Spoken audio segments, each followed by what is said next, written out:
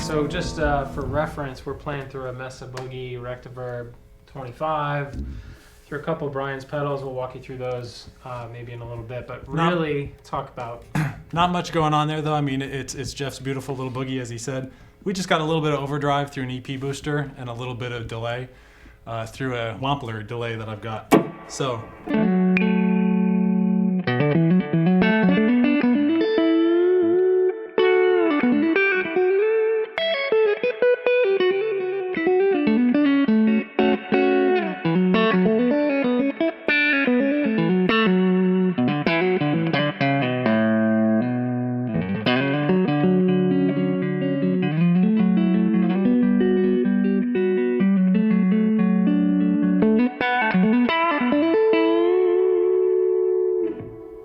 Very nice sounding guitar. So that's just the single coil at the neck, and you can get a little bit more hollowed out, kind of in the middle.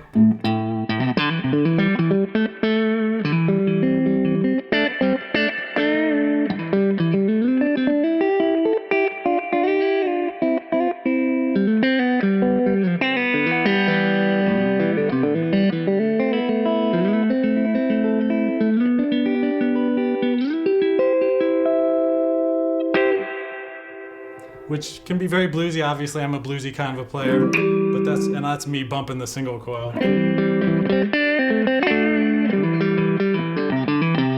Might be cool to just contrast how this sounds to that, because they actually sound pretty different. Should never do that. Always stand by your amp. I'm being an amateur by doing that. Yeah, with my amp. That's nice, yeah. It's not very loud. So it can take it.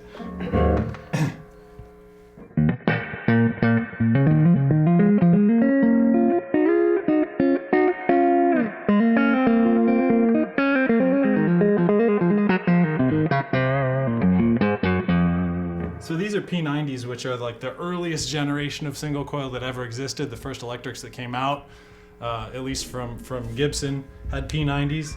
And it's funny with single coils in general, they're like car engines, that it's a terrible design that has persisted because people just like it. So single coils are like inherently noisy, but anytime somebody tries to improve them, nobody likes it. So it's one of those things that has just persisted.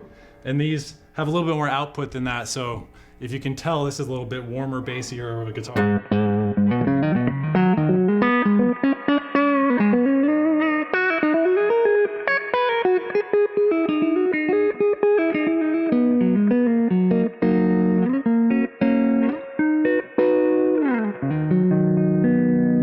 kind of just resonates a little bit more, and then this will hollow out in the middle a little bit too.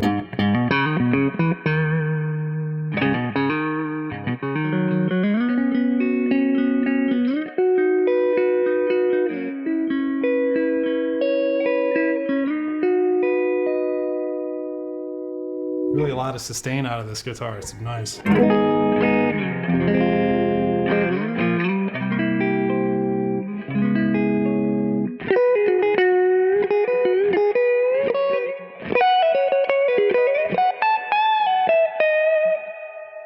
It's gorgeous. Thanks. Did you go full back position? Full back position is gonna be a lot brighter.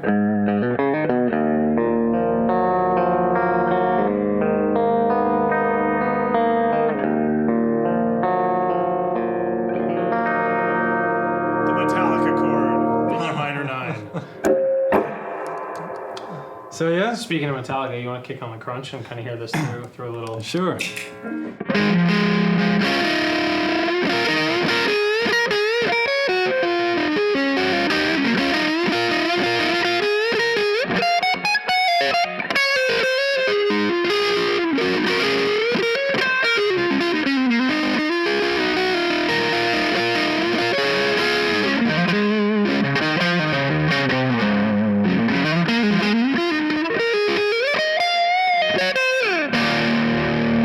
Not really the guitar for that, to be honest. This is nothing Metallica would play. Just because it's a single coil kind of guitar, it's much more appropriate for rock, blues, surf, jazz, you know, all kinds of stuff. Yeah, you could kick that back over. Let's switch back to this one and kind of play him through the bridge, and then this one, a little more Metallica than that one. Oh, gimme. because there's a humbucker at the bridge on this one, you could get a little bit more.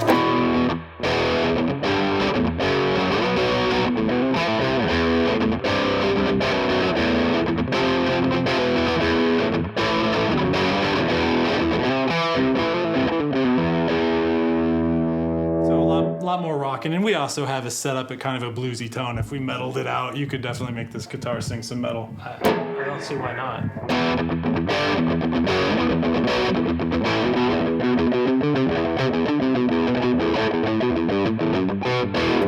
I could get up and you want me to tweak Yeah, a little yeah, bit? go for it. Well, you hold it. Well, I might need it.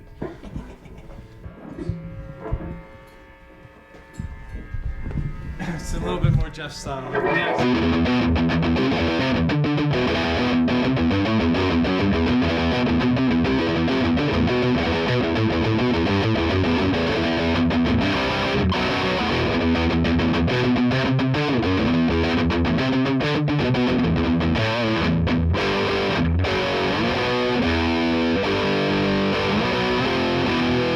I should hand over to you. No.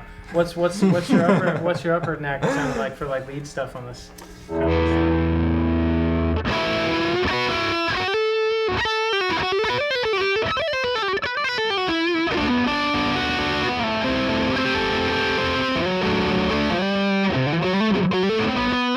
I've been playing that kind of stuff lately.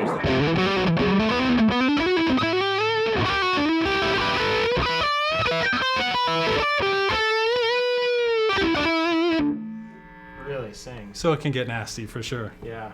I mean, it's super versatile, right? And so when people are deciding what to get from you, like you said, you've got a couple different options at least of different pickup combinations you can do, I mean, right? like, pretty much like I have like shapes, pickups, necks, bridges, like obviously like how many knobs and all that you want. Oh, that's all good.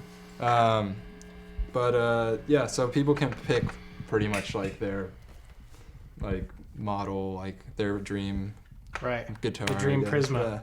Yeah, something like this is a pretty versatile setup because you got a single and a humbucker and you can do a lot with it. But it's just, that's why guitar players end up having a million guitars, because it's all different, you know. This has something to offer that doesn't, and vice versa, you know. It's very just totally different flavors. These guitars have a really different feel, these two.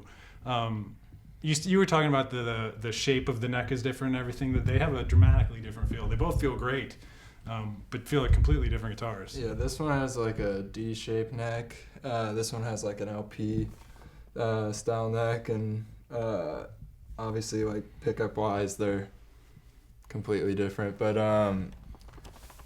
yeah, maybe that's.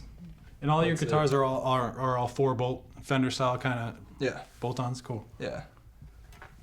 Right now they are. I'm actually working on blueprints to do. I said I love the seafoam green. I know it's my favorite. Super surf. That's dude. my favorite color. I never would have guessed. And it goes good with the skate. It does, because it colors. pulls out all these greens and blue tones out of it. Yeah, it's really nice. Yeah, I'm gonna. I'll probably be doing a lot more of that. But what's this thing? Maybe about set necks. I was asking. Next, yeah. Oh no! I was gonna say I'm like got like the whole blueprint up to do like a full-on acoustic. Oh really? Guitar, yeah. Right now. That's a whole new world. Well, yeah, I know. I'm really like thinking about it, you know. Like I've like literally been drawing this blueprint for like 6 months, so. Or like I drew it and now I'm looking at it and like double checking. Refining. Like, yeah. Right. Coming soon from Prisma. Yeah. Awesome. Well, I think that's about all we got today, man. I'd like to thank you so much again for coming down. Thanks for San Francisco company to another. You know, we wish you all the best, man. I really think that you're onto something here. If you can scale up and meet demand, I think that you're going to be making guitars for a long time, man. I hope you like this. Yeah. I really hope you like this. I definitely do, yeah. Good. Yeah, so I'm just riding it, you know. Let's see where it goes. Just riding it. Yeah. Awesome. Oh, that's funny. Right? I didn't even try and do that on purpose. We just got your new tagline, too. All right, well, again, I'm Jeff with Pyramind. Thanks to Nick from Prisma Guitars and Bryan here with Pyramind as well. We'll see you guys soon.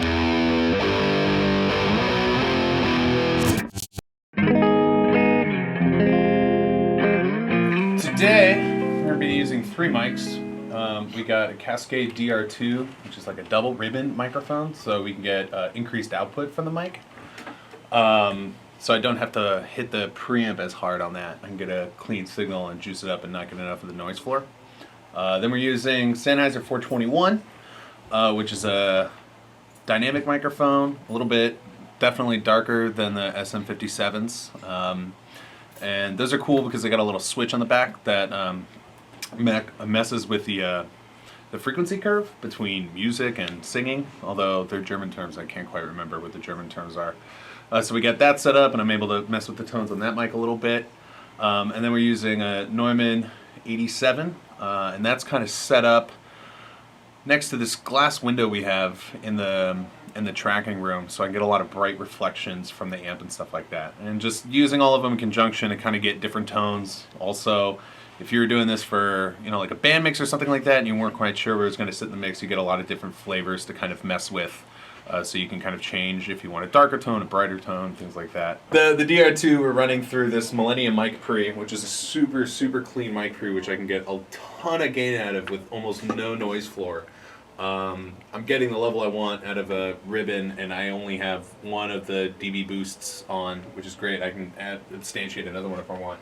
But actually, then we're running through and bypass this 1176, and that's simply just to get some harmonic distortion out of the signal. So I get a dark signal, and I'm not darkening up the signal more out of this, but I'm just adding some harmonic distortion to kind of get it a cool little grittier tone. It's more indicative of what older guitar recordings would sound like. They would run a bunch of stuff out of UA tubes and stuff like that. And we don't have like a 610 down on this studio. We have one down the street. But this way I can kind of use a super clean channel and then dirty it up to my specifications. I can also, if I needed to, for, you know, different styles of recordings, just like drive the signal super hard into the tubes and get a lot of distortion out of it. The 87, yeah, that's running through the Avalon because that's a tube preamp, but it's super clean, but it has a great EQ and compressor on it. I'm not compressing at all, but I am EQing it a little bit, just taking out some of the low mids and bumping up some of the air at like 10K, just to really emphasize the room of it. And then all those combined make a sweet, nice little sound.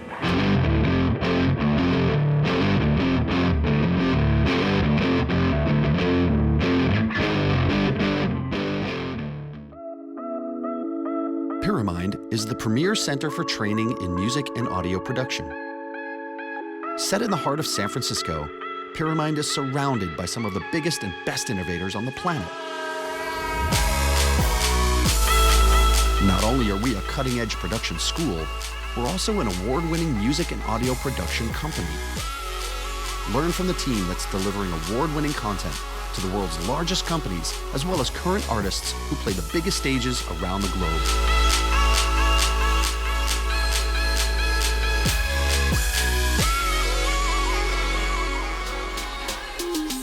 Our community events put you in touch with the vibrant local music scene, as well as touring DJs and producers, workshops, internships, and guest lecturers. Because we know the more involved you are, the further you'll go. You'll also be steeped in a vibrant community of like-minded creatives. Learn and collaborate with fellow students from around the world and create a long-term professional network that you'll lean on throughout your career. We've taken great care to make our programs about you. Choose from powerful career-driven programs to genre-specific ones. Start small and get your feet wet, or build a custom program tailored towards your personal needs.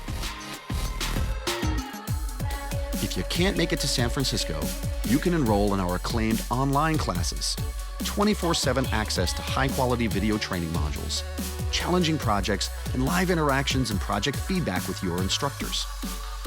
Experience what Pyramind can do for you. Tell us where you want to go in your career. We can help you get there.